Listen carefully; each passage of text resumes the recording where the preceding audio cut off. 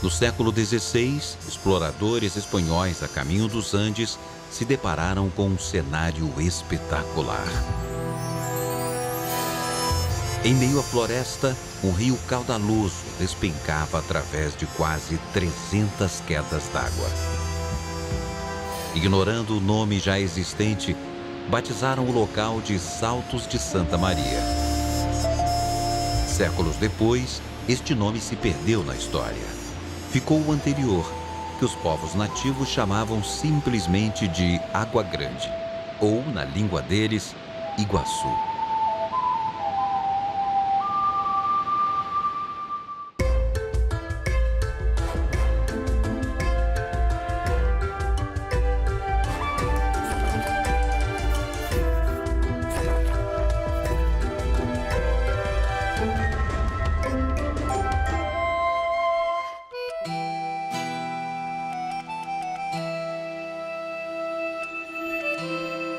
Uma floresta que se modifica à medida que avança para o sul do Brasil. Uma infinidade de rios, de todos os tamanhos e volumes. No extremo oeste do Paraná, bem na divisa com a Argentina, fica o Parque Nacional do Iguaçu. Uma área de Mata Atlântica singular, com mais de 185 mil hectares. Em volta dela, em menos de um século, tudo foi desmatado.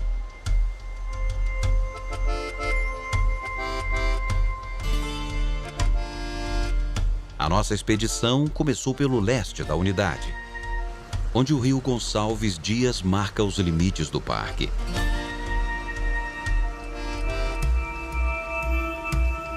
Neste ambiente, uma espécie se destaca. A araucária, ou pinheiro do Paraná, já foi tão abundante que se tornou símbolo do estado. Cobiçada por sua madeira e ocupando uma das terras mais férteis do país, foi superexplorada e hoje está ameaçada de extinção.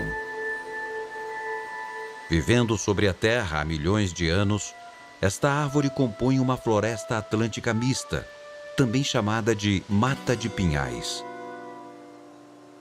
As árvores adultas seculares chegam a quase 50 metros de altura. No subbosque encontramos plantas bem jovens, revelando a dinâmica da floresta em sua evolução permanente.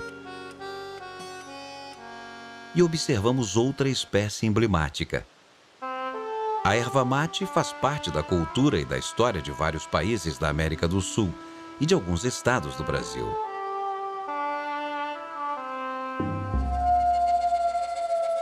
Contornamos o parque até Céu Azul, onde, apesar do nome, o céu apresentava uma neblina avermelhada, resultado das queimadas provocadas pelo homem na Amazônia. Aqui, a vegetação já é bem diferente. As espécies dessa floresta são adaptadas a um período anual de seca, perdendo parte das folhas nessa época. Caminhando por essa mata, passamos por um local repleto de xaxins bravos.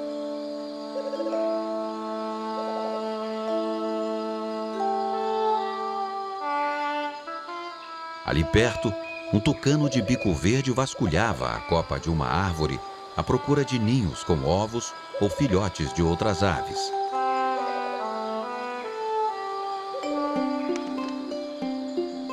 Um tiê de topete se assustou com a nossa presença. O sabiá-barranco procurava pequenos animais na serrapilheira. Mais para frente, uma fêmea de surucuá de barriga amarela observava um macho em plena exibição. Ele arrulhava e, com rapidez, levantava e abaixava a cauda. Um ritual de conquista, já visto em outras espécies de surucuás. A fêmea se mostrou interessada e logo os dois voaram para longe. O córrego Manuel Gomes nasce no fundo de um pequeno vale. Nas suas águas, quase paradas, encontramos centenas de girinos.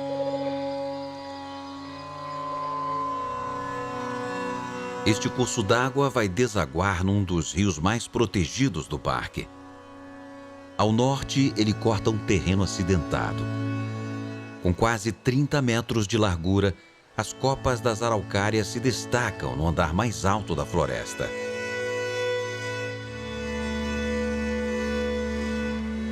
Neste trecho, o rio fica represado e forma o Poção.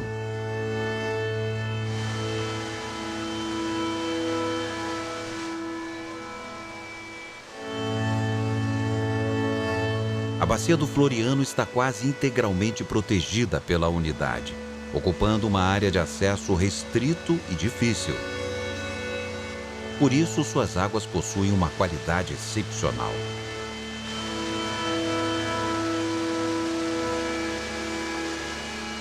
Aqui já não encontramos o pinheiro, e a floresta semidecídua domina o ambiente. Câmeras especiais, posicionadas em meio à mata, registraram alguns dos animais que passam por aqui. Como os caititus, que vivem em bandos com dezenas de indivíduos.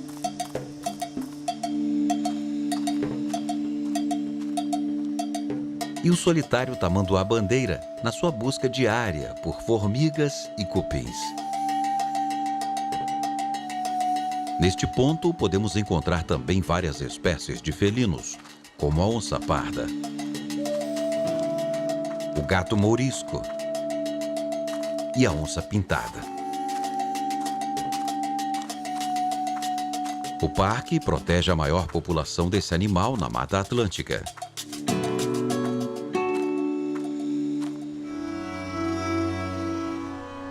Continuamos nosso percurso e chegamos ao encontro do Rio Floriano com o Iguaçu. Um lugar paradisíaco. Nesse período, as margens ficam expostas e na terra úmida vimos diversas borboletas. Iguaçu abriga centenas de espécies desse inseto que cria espetáculos coloridos. Bem na saída do rio, uma lontra tenta dominar um peixe quase do tamanho dela. O animal capturado se debate e luta pela vida. Mas no fim, as habilidades da lontra prevalecem e o mamífero fica um bom tempo ocupado com a refeição farta.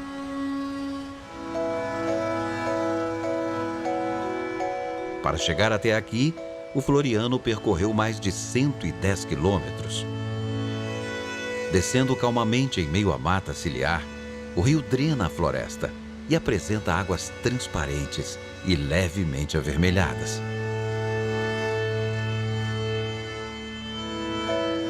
Nos barrancos, vimos diversas trilhas criadas pelos bichos.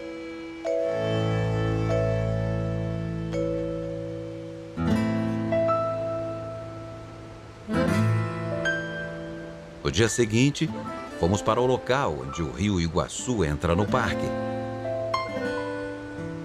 Sua entrada é triunfal.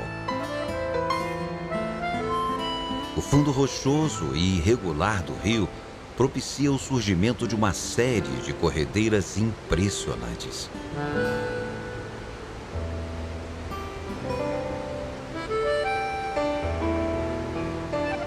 As corredeiras do Faraday se estendem por 2 quilômetros rio abaixo e são de tirar o fôlego. Em meio às águas turbulentas e cristalinas, várias aves se posicionam, aguardando a passagem de peixes.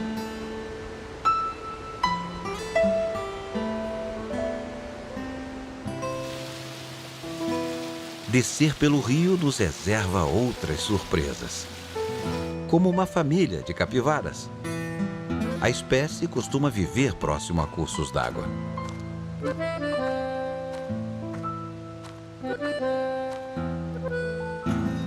Entramos por uma trilha e nos deparamos com diversas espécies de árvores, que fora daqui são cada vez mais raras. Como a peroba rosa, que pode viver mais de 1000 anos. O jaracatiá é típico dessas matas semidecíduas do Paraná.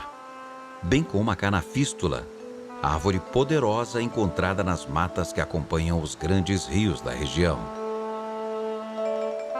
Vimos também o guatambu, também conhecido como pau-marfim, o cedro e o alecrim. Outra espécie encontrada neste trecho é o angico. Sua casca peculiar faz dela uma árvore fácil de ser identificada. É o caso da Maria Preta, outra árvore característica dessas florestas. No caminho, vimos uma figueira mata-pau. Disseminada pelas fezes de morcegos e outros animais que comem seus frutos, essa árvore nasce como hospedeira de outra. Com o tempo, ela cresce e acaba estrangulando a anfitriã.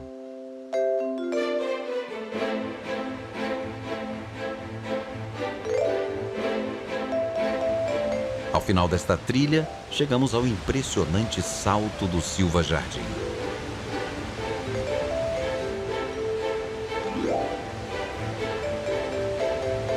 Este rio nasce fora da unidade e atravessa um bom trecho de mata até desaguar no Rio Iguaçu com suas águas barrentas. Voltamos observando o subbosque.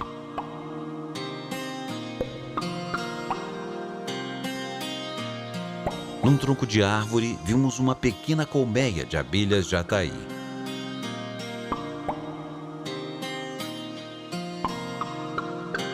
Mais para frente, um buraco no solo nos deixou intrigados. Parecia uma toca de tatu, mas diante dela encontramos um poleiro todo sujo de barro. Neste momento, vimos a joruva, uma ave que utiliza tocas abandonadas para habitar. E, estrategicamente, mantém sempre o poleiro sem folhas na frente desse lugar. Em outra toca, esta sim habitada por um tatu, câmeras especiais flagraram tanto o dono da construção quanto alguns visitantes inconvenientes.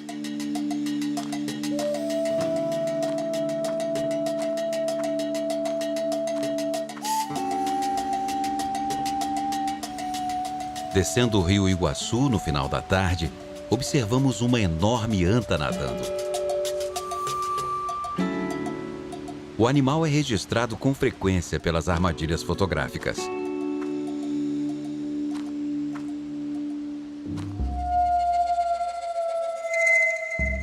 No dia seguinte, passamos por um trecho onde, no passado, havia uma estrada marcada pelo conflito. A Estrada do Colono foi aberta ilegalmente nos anos 50, bem depois da criação do parque, em 1939. Cortando 17 quilômetros da floresta, ficou aberta por 3 décadas, até ser fechada por ordem da Justiça. De cima, não dá mais para visualizar onde ela passava. Após tantos anos, a natureza voltou a ocupar seu espaço. Além de criar uma divisão artificial no meio do parque e provocar um enorme desmatamento, a reabertura dessa estrada produziria vários impactos na dinâmica da floresta. Aumentaria o número de atropelamentos de animais e acabaria por facilitar o acesso de caçadores, palmiteiros e traficantes.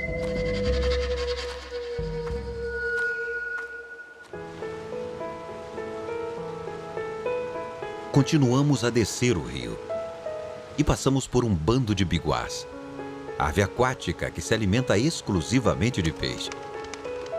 Com a nossa proximidade, a maioria voou para longe, mas um ficou, nos observando mais de perto.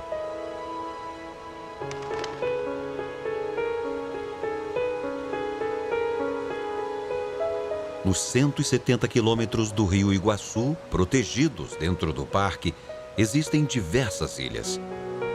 E vemos verdadeiros arquipélagos, como as Ilhas das Taquaras.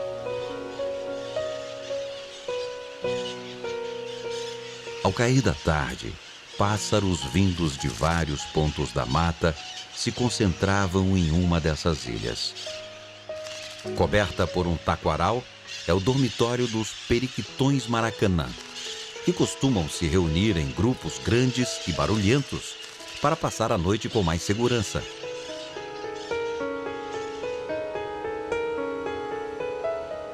Na volta, passamos pelo Poço Preto, um trecho onde a profundidade do rio chega a mais de 20 metros. Neste ponto, bem longe das nossas vistas, vive um peixe que muitos julgavam extinto e que só existe neste rio, o surubim do Iguaçu. Grande, pode atingir 70 centímetros de comprimento e pesar até 15 quilos. A pesca excessiva e o represamento do rio colocou em risco a sobrevivência da espécie. Com a proximidade da noite, o céu enevoado ganhou uma estranha tonalidade laranja.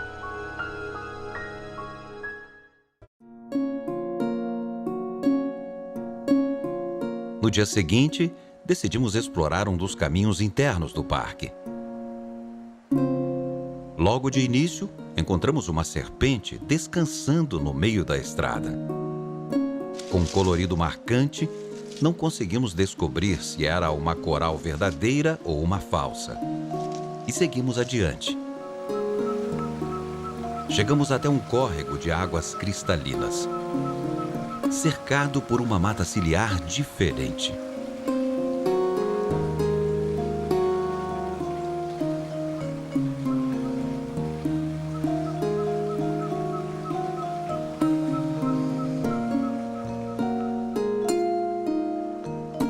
Perto dali, um inhambu-guaçu buscava comida. Parente das galinhas, esta ave arredia tem capacidades limitadas de voo e habita o solo da floresta. De repente, escutamos um pio característico. Procurando em volta, avistamos um caburé. A pequena coruja possui hábitos diurnos e costuma caçar insetos e pequenos vertebrados, inclusive outras aves.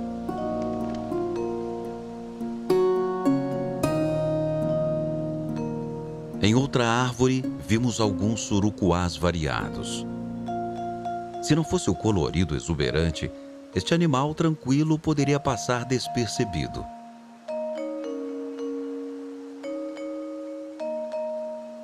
Nesse caminho, avistamos aves como um bem-te-vi rajado e um bonito tiê de bando.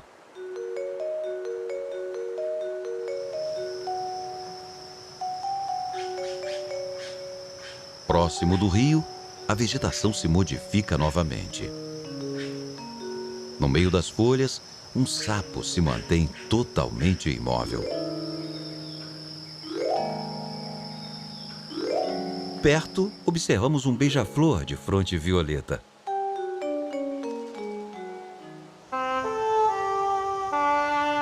Acompanhando o rio Iguaçu, existem vários alagados, como a Lagoa do Jacaré.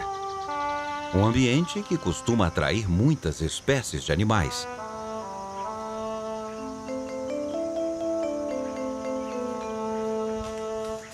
Numa árvore, um bando de guaxes se comunica entre si utilizando sons que formam uma espécie de dialeto compartilhado.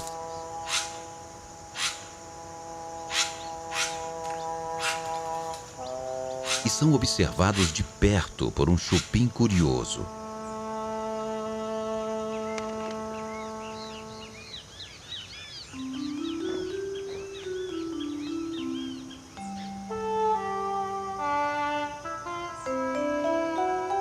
Uma garça branca pequena vasculha a superfície da água atrás de peixes e diversas outras presas. Um martim pescador pequeno aguarda o momento exato para desferir o bote. E é tão rápido que, quando notamos, ele já está de volta ao poleiro com um peixe no bico. Pescando ali perto e utilizando da mesma estratégia, vimos também um martim pescador verde. Um casal de japacanins aproveita a fartura de borboletas.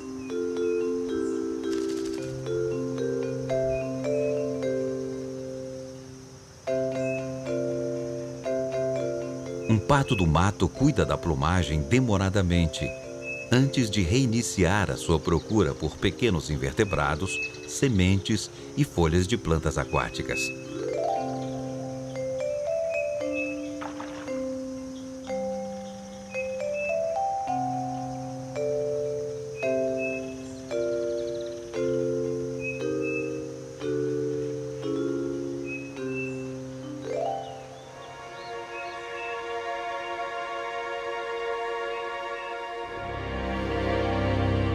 Na lagoa que leva seu nome, nenhum jacaré do papo amarelo foi avistado.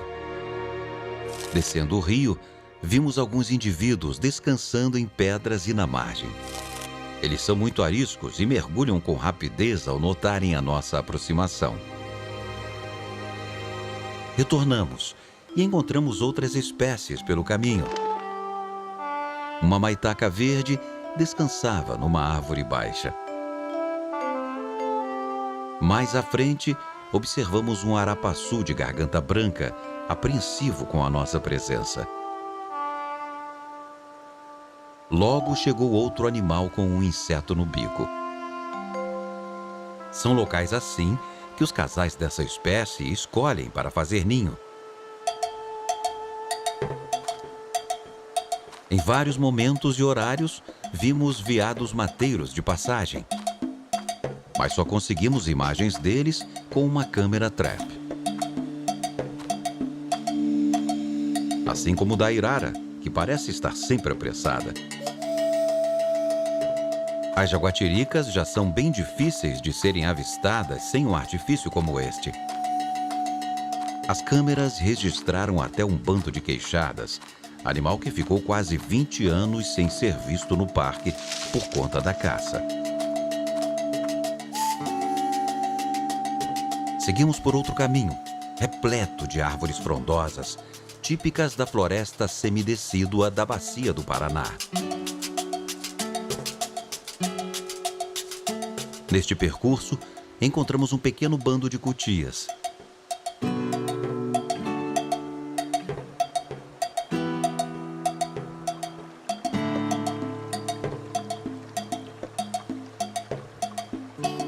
A nossa passagem chamou a atenção de uma curiosa gralha picaça.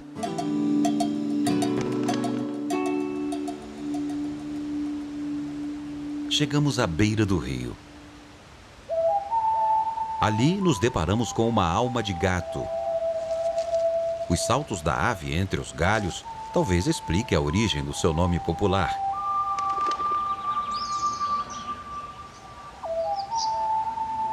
Um pequeno bando de andorinhas do rio capturava insetos que voam próximo da linha d'água.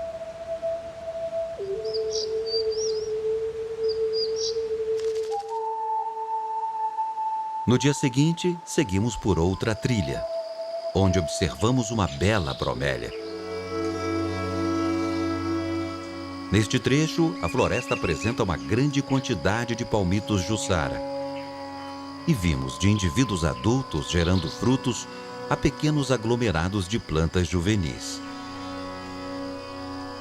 Uma visão cada vez mais rara de uma planta ameaçada de extinção.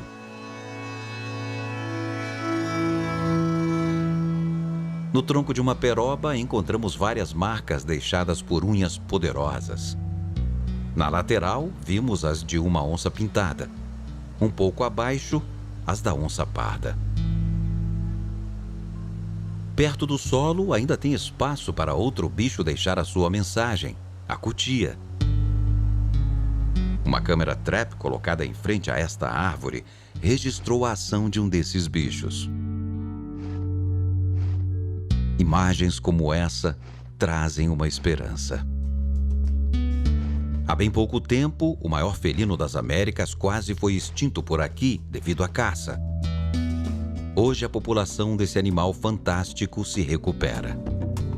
E podemos comemorar acontecimentos surpreendentes e raros, como o nascimento de 3 filhotes saudáveis que agora devem estar quase adultos, perambulando pela mata, já sem a tutoria da mãe. Provavelmente atravessando de um país a outro. A existência de um parque nacional na Argentina, colado ao Iguaçu, além de um corredor de áreas protegidas, é a principal condição para que este felino emblemático consiga sobreviver aqui e gerar as próximas gerações. Adiante, encontramos um bando de coatis. Excelentes escaladores, alguns buscavam frutos nas árvores. Outros fuçavam o solo atrás de raízes, larvas e de tudo o que for comestível.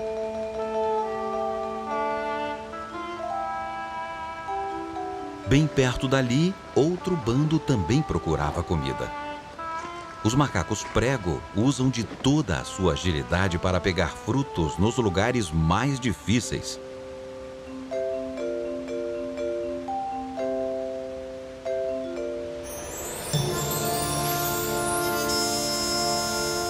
E chegamos ao trecho onde há mais de 100 milhões de anos, fendas no solo expeliram imensos rios de lava, criando um desfiladeiro de basalto de mais de 3 quilômetros, por onde o rio desaba com uma quantidade colossal de água. As cataratas do Iguaçu.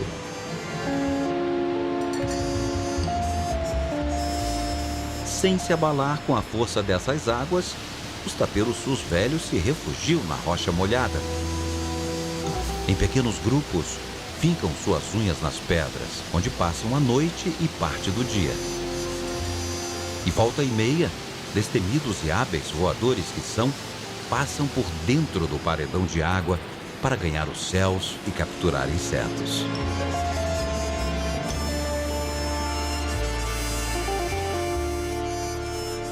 O lar dessas aves, da maior população de onças pintadas da Mata Atlântica e de milhares de outras espécies, é um lugar único no mundo. É o que restou de uma enorme floresta que havia antes, e que, se não fossem as cataratas, talvez nem existisse mais. Da mesma forma que toda essa beleza não existiria se um pouco dessa floresta não estivesse protegida. Uma verdadeira maravilha. Tamanha exuberância é também nossa, de todos os brasileiros. Um lugar que só poderia ser considerado patrimônio natural da humanidade.